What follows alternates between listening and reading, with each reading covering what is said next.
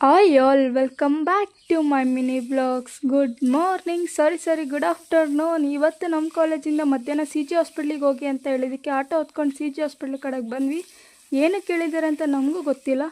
You are excited? ಬನ್ನಿ ಹೋಗೋಣ. ಹೋದ್ಮೇಲೆ ಒಂದು ಹಾಫ್ ಆನ್ ಅವರ್ ವೇಟ್ ಮಾಡಿ ಅಂದರು. ಏನು ಮಾಡೋದು ಅಂತ ಸಿ ಜಿ ಹಾಸ್ಪಿಟಲ್ ಪಾರ್ಕಲ್ಲೇ ಟೈಮ್ ಪಾಸ್ ಮಾಡಿದ್ವಿ. ಅದಾದಮೇಲೆ ನಮ್ಗೆ ಕರೆದ್ರು, ಆಫೀಸ್ ಕಡೆ ಹೊರಟ್ವಿ. ಅಲ್ಲೋಗಿ ನೋಡಿದರೆ ಸರ್ಗಿನ್ನೂ ಬಂದಿದ್ದಿಲ್ಲ. ಅಲ್ಲಿ ಕೂಡ ಸ್ವಲ್ಪ ಹೊತ್ತು ವೇಟ್ ಮಾಡಿದ್ವಿ. ಅದಾದಮೇಲೆ ಒಳಗಡೆ ಹೋದ್ವಿ.